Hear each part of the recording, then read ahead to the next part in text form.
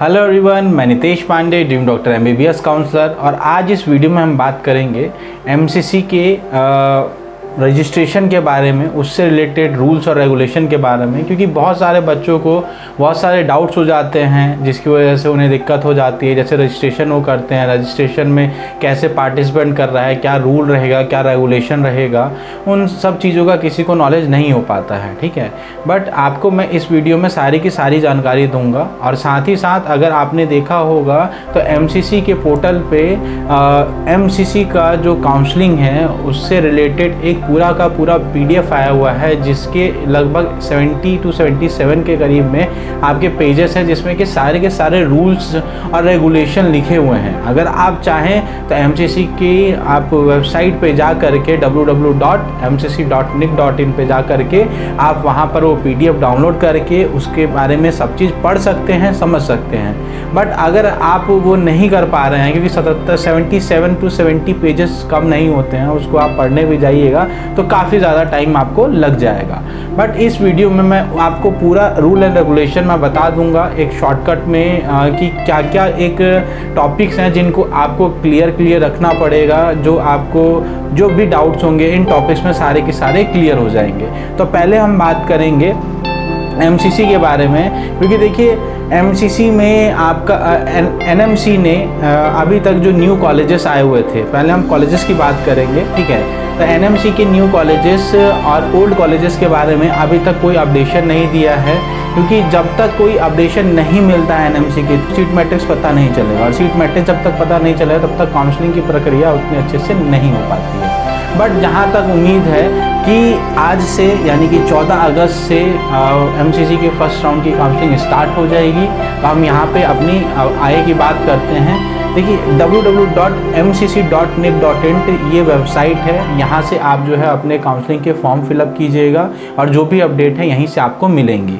Security deposit के बारे में हम यहाँ पे अपने आगे में आपको पूरा क्लियर बताएंगे कि सिक्योरिटी डिपॉजिट क्यों डूबती है, क्या होता है और कैसे पार्टिसिपेंट कीजिएगा तो सिक्योरिटी डिपॉजिट आपकी ना डूबे। तो उसके लिए हम आगे बात करेंगे। नीट में अगर आप पार्टिसिपेंट कर रहे हैं तो जस्ट क्वालिफाई स्कोर होना बहुत ज़रूरी है। तो यहाँ पर आपको जस्ट क्वालिफाई होने के साथ साथ एक और अपडेट रहना ज़रूरी है कि 12th में आपके 50% मार्क कम से कम होने चाहिए आपके जनरल कैटेगरी के लिए, और 40% मार्क होना चाहिए आपका ST/SC कैटेगरी के लिए। उसके बाद फिर हम बात करेंगे कि ऑल इंडिया में जो सीट्स आती हैं वो कहाँ आते हैं, कौन कौन से कॉलेजेस इसमें आते हैं, कौन कौन से स्टेट आते हैं और कितनी % सीट्स यहाँ पे ऑल इंडिया में गवर्नमेंट की आती हैं। क्योंकि ऑल इंडिया में दो ऑप्शन आते हैं, एक एमसीसी का डीम्ड यूनिवर्सिटी के बारे में आता है और यहाँ पे गवर्नमेंट यूनिवर्सिटी में आता है। तो हम बात करेंगे गवर्नमेंट यूनिवर्सिटी की कि ऑल इंडिया में गवर्नमेंट यूनिवर्सिटी में कितनी जो कॉलेजेस हैं उसके क्या परसेंटेज हैं और कितने % कॉलेज यहाँ पे भाग लेते हैं। ठीक है, तो यहाँ पर 15% जो है इंडिया के एमबीबीएस की और बीडीएस की सीट्स जो है ओपन स्टेट में यहाँ पे आती है, जहाँ पे आप ऑल इंडिया से पार्टिसिपेंट कर सकते हैं 15% में। और उसके बाद 100% जो उसमें सीट होती है एमबीबीएस और बीडीएस की होती है बीएचयू की। ठीक है, और 100% जो एमबीबीएस सीट्स होती है वो एम्स की भी होती है, और जिपमर की ओपन और इंटरनल कोटे की जो सीट होती है वो पौंडीचेरी और कारीकला में होती है, और एएमयू की ओपन की सीट्स होती है यहाँ पर। और 15% ऑल इंडिया कोटे में दिल्ली यूनिवर्सिटी और इंद्रप्रस्थ की आपके वर्तमान महावीर कॉलेज और अटल बिहारी मेडिकल कॉलेज की जो सीट्स है वो होती हैं, और जामिया ओपन सीट्स की डेंटिस्ट्री की जो है सीटें होती हैं यहाँ पर, और 15% सीट ऑल इंडिया कोटे की ESIC में भी होती है। तो अब यहाँ पे एक इम्पॉर्टेंट अपडेट की हम बात करेंगे।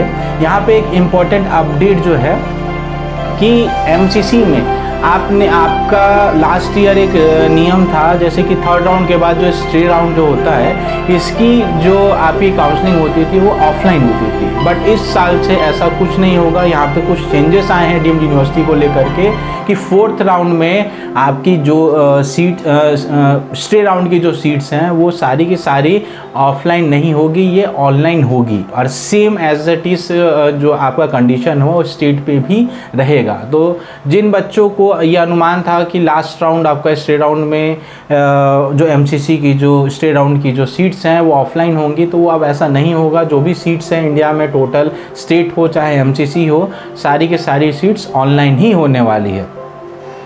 और उसके बाद फिर हम रजिस्ट्रेशन की बात करेंगे यहाँ पे। अब रजिस्ट्रेशन को लेकर के बहुत ज़्यादा कन्फ्यूज़न होता है, तो रजिस्ट्रेशन पे हम बात करेंगे यहाँ पे। देखिए, पहले रजिस्ट्रेशन के कुछ नियम हैं। जैसे फर्स्ट राउंड में आप रजिस्ट्रेशन करते हैं, सेकंड राउंड में भी रजिस्ट्रेशन कर सकते हैं, क्योंकि बहुत सारे कन्फ्यूज़न डाउट्स रहते हैं बच्चों को कि सर हम अगर फर्स्ट राउंड में पार्टिसिपेट नहीं किया तो क्या हम सेकेंड राउंड में पार्टिसिपेट कर सकते हैं, क्या हम थर्ड राउंड में पार्टिसिपेट कर सकते हैं। तो एमसीसी में ऑल इंडिया में आप फर्स्ट राउंड में भी रजिस्ट्रेशन कर सकते हैं, सेकेंड राउंड में भी रजिस्ट्रेशन कर सकते हैं। अगर सेकेंड राउंड में अगर आपने पार्टिसिपेट नहीं किया है तो थर्ड राउंड में भी कर सकते हैं, इवन स्टेट राउंड में भी रजिस्ट्रेशन कर सकते हैं। कोई पाबंदी नहीं है आपके यहाँ पे, आप चारों राउंड में रजिस्ट्रेशन कर सकते हैं। उसके बाद फिर हम बात करेंगे यहाँ पर एक इम्पॉर्टेंट अपडेट की, कि फर्स्ट राउंड में जब बच्चा पार्टिसिपेट करता है, ठीक है, जैसे उसको सीट अलॉट हो जाती है, तो उसके बाद की गाइडेंस बहुत ज़्यादा ज़रूरी है। तो फर्स्ट राउंड में आपने रजिस्ट्रेशन किया, रजिस्ट्रेशन करने के बाद आपको सीट अलॉट हो गया। अब सीट अलॉट जो आपको हुआ है वो आपको पसंद नहीं है ना। बहुत बच्चे होते हैं कि कॉलेज जो ऑप्शन दिए हैं, कॉलेज के अंदर आपको सीट मिल गया, और सीट मिलने के बाद फिर आप कहते हैं कि सर मुझे ये कॉलेज नहीं चाहिए, मुझे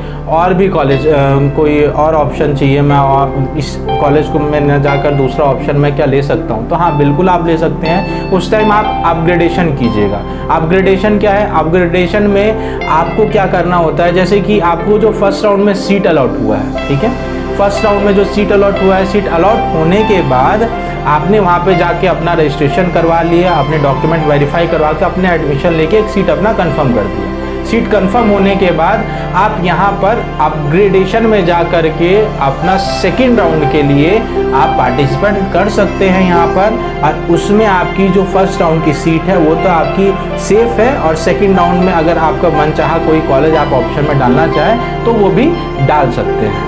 तो ये अपग्रेडेशन की बात रहा। यहाँ पे आपको ये है कि फर्स्ट राउंड में जैसे आपको सीट मिल गई बट आपको वो कॉलेज नहीं चाहिए, ठीक है, तो आप आपने अपना एक बेनिफिट रख लिया कि आपने अपना सीट यहाँ पे सिक्योर कर लिया, और सिक्योर करने के बाद सेकंड राउंड में पार्टिसिपेट कर सकते हैं अपग्रेडेशन के तौर पे, ठीक है।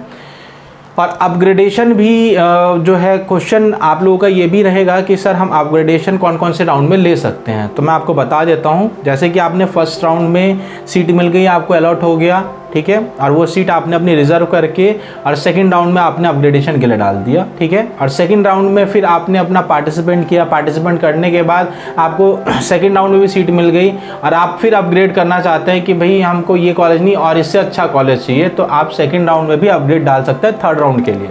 बट थर्ड राउंड में आप अपग्रेडेशन नहीं डाल सकते हैं। थर्ड राउंड में अगर आपको जो सीट मिल गई है वो आपको कंफर्म करनी पड़ेगी। अगर आप कंफर्म नहीं करते हैं थर्ड राउंड में, आपको जो सीट मिलने के बाद आप कहीं भी पार्टिसिपेट नहीं कर सकते हैं। थर्ड राउंड में अगर आपने एक बार सीट आपको मिल गया तो ना आप स्टेट में भाग ले सकते हैं, ना आप ऑल इंडिया में, आपको एक सीट मतलब कंफर्म हो जाएगी, उसके बाद फिर आप कहीं भाग नहीं ले सकते हैं। और अगर आप अपनी सीट छोड़ते हैं, ठीक है, तो भी आप इस दायरे में आप स्टेट काउंसलिंग में भाग नहीं ले सकते हैं। तो इन सारे रूल्स को आपको बहुत सावधानी से समझना पड़ेगा। अब जैसे कि राउंड 1 में कॉलेज आपने ले लिया, अब हम कुछ ऐसे नियम बात करेंगे जो कि आप लोगों को जानना बहुत ज़रूरी है, ठीक है। इसमें मैंने अभी आपको बताया कि राउंड 1 में अगर आपको कॉलेज मिल जाता है, ठीक है, कॉलेज मिलने के बाद अपग्रेडेशन, देखिए ऑप्शन आते हैं, बहुत सारे ऑप्शन आते हैं। फर्स्ट राउंड में अगर आपने फर्स्ट राउंड में एमसीसी में आपने पार्टिसिपेट किया, पार्टिसिपेट करने के बाद दो ही ऑप्शन आपके पास आते हैं, या तो आपको कॉलेज मिलेगा या तो नहीं मिलेगा, दो ऑप्शन रहेंगे। अगर आपको कॉलेज मिलता है तो वहाँ पे आपको दो ऑप्शन मिलते हैं, आपने ज्वाइन करना है या आपको फ्री एग्जिट करना है, ठीक है। अगर आप फ्री एग्जिट करते हैं तो उस केस में फ्री एग्जिट कैसे करें, क्वेश्चन आता है बच्चों का, क्योंकि फ्री एग्जिट अगर आप करेंगे तब आपकी सिक्योरिटी जो डिपॉजिट कर रखी है, चाहे आपने गवर्नमेंट के लिए कर रखी है, चाहे आपने एमसीसी के लिए कर रखी है, ऑल इंडिया डीम्ड यूनिवर्सिटीज़ के लिए, तो अगर आप अपना कॉजन मनी बचाना चाहते हैं तो फ्री एग्जिट करने का जो सिक्योर तरीका होता है कि आप रिपोर्टिंग वाले ऑप्शन पे क्लिक ना करें, ना आप रिपोर्टिंग करें, आप सीधा डायरेक्ट अपना इसमें चले जाइएगा, सेकंड राउंड के लिए आगे चले जाइएगा, आपका फ्री एग्जिट हो जाएगा। फ्री एग्जिट का यही एक ऑप्शन होता है, ठीक है। और अगर आपने कॉलेज ज्वाइन कर लिया, जैसे फर्स्ट ऑप्शन मैंने आपको बताया कि एक ज्वाइनिंग का होता है और एक फ्री एग्जिट का होता है। फ्री एग्जिट का आपको मैंने बता दिया, और ज्वाइनिंग अगर आप कर लेते हैं तो ज्वाइनिंग में आपको 2 ऑप्शन मिलते हैं। या तो आप सेटिस्फाइड हैं कॉलेज से, या तो आप कॉलेज से सेटिस्फाइड है कि कॉलेज आपको बहुत अच्छा मिल गया है, आप सेटिस्फाइड होके अपना डॉक्यूमेंट सारा वेरीफाई करा के काउंसलिंग से बाहर हो जाइएगा, ठीक है। अगर आप सेटिस्फाइड नहीं है तो आप उस केस में क्या कीजिएगा, अपना सीट अपना सिक्योर कर लिया और उसके बाद फिर आपने अपग्रेडेशन के लिए कॉलेज डाल दिया और सेकेंड राउंड में आप पार्टिसिपेट कर लेंगे। अब सेकेंड राउंड की बात हम करेंगे। जैसे कि सेकेंड राउंड में आपने पार्टिसिपेट किया हुआ है और अपग्रेड आपने कर लिया है, आपने अपग्रेडेशन में डाल रखा है और फ्रेश स्टूडेंट भी यहाँ पे सेकंड में आपने काउंसलिंग में भाग लिया सेकंड राउंड में, तो आपको क्या करना है, जो अपग्रेडेशन है, जो अपग्रेडेशन वाले स्टूडेंट है, अगर उनको सेकंड राउंड की काउंसलिंग में सीट नहीं मिल पाती है, मतलब सीट नील हो जाती है, उनको नहीं मिल पाती है, तो यहाँ पर उनकी फर्स्ट राउंड की सीट जो है वो सिक्योर है और वो सीधा डायरेक्ट थर्ड राउंड में पार्टिसिपेट कर सकते हैं। थर्ड राउंड के लिए आप अपना अपग्रेडेशन डाल सकते हैं। और अगर इन केस आपको सेकंड राउंड में सीट मिल जाती है आपके कॉलेज में, तो आप अपना फर्स्ट राउंड में जो कॉलेज आपको अलॉट हुआ था वहाँ से अपना रिलीविंग लेटर लेंगे, वहाँ से अपने डॉक्यूमेंट लेंगे और सेकंड राउंड में आप अपना जो है जा करके अपने जो डॉक्यूमेंट है, जो कॉलेज आपको अलॉट हुआ है, वो सारा आप जमा कर दीजिएगा, नहीं।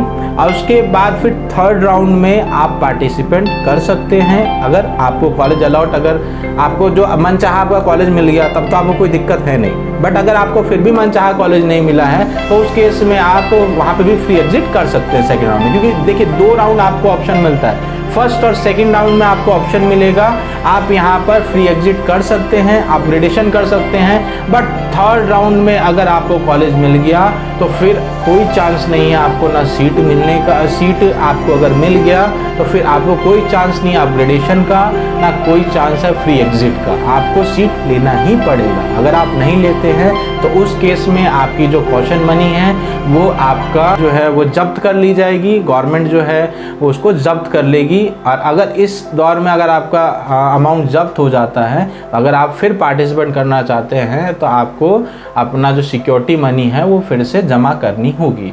तो ये कुछ नियम है, ठीक है, जो कि आपको जानना बहुत ज़रूरी है। अगर फिर भी आप लोगों को लगता है कोई कन्फ्यूज़न है, कोई डाउट है, क्योंकि देखिए मैंने आपको एक साइकिल से पूरा का पूरा नियम मैंने समझा दिया है, जो कि बहुत ज़रूरी है जानना। अगर आप काउंसलिंग में एमसीसी में पार्ट ले रहे हैं, चाहे गवर्नमेंट में ले रहे हैं, चाहे डीम्ड के लिए ले रहे हो, सबके लिए रूल सेम है, ठीक है। फिर भी आपको कोई कन्फ्यूज़न, कोई डाउट रहता है तो आप मुझे कॉल कर सकते हैं। और साथ ही साथ आपको ये भी जानना ज़रूरी है कि जैसे आप काउंसलिंग के सारे आपने फॉर्म भर दिए, फॉर्म भरने के बाद जब सबमिशन का टाइम आता है और उसके बाद सिक्योरिटी डिपॉजिट का टाइम आता है, तो उसमें आपको देखिए अपने अकाउंट से ही पेमेंट करना है। क्योंकि इसमें जो पेमेंट की जाती है, अगर आपको कॉलेज अलॉट होता है, ठीक है, तब तो बहुत अच्छी बात है, ठीक है। अगर नहीं होता है तो पैसा जो होता है वो रिफ़ंड आता है। तो जिस अकाउंट से पेमेंट की जाती है उसी अकाउंट में जो पैसा है सिक्योरिटी मनी का वो रिफ़ंड आता है। आप ये जो अपना सिक्योरिटी अमाउंट है वो आप अपना नेट बैंकिंग के थ्रू आप जमा कर सकते हैं, क्रेडिट कार्ड के थ्रू जमा कर सकते हैं, डेबिट कार्ड के भी थ्रू जमा कर सकते हैं। बट उसके लिए आपको अपना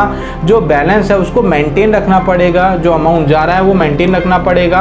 और मेरा यही कहना है कि जो ये अमाउंट डालिएगा, अमाउंट जो सिक्योरिटी अमाउंट जो आप दे रहे हैं वो अपने अकाउंट से ही करें। क्योंकि अगर आपको कॉलेज यहाँ अलॉट नहीं होता है तो आपको जो रिफ़ंड होगा उसी अकाउंट में होगा जिससे पेमेंट हुआ है, ठीक है। और फर्दर में अगर आपको कोई भी डाउट हो, कोई भी आपको कन्फ्यूजन हो, तो आप हमारे दिए हुए नंबर पे कांटेक्ट कर सकते हैं। हमारे काउंसलर आपकी हर एक सवाल का जवाब देंगे और आपकी पूरी हेल्प करेंगे। हम फिर अनदर वीडियो में किसी कुछ न्यू अपडेट लेके मिलते हैं। तब तक के लिए जय हिंद, जय भारत।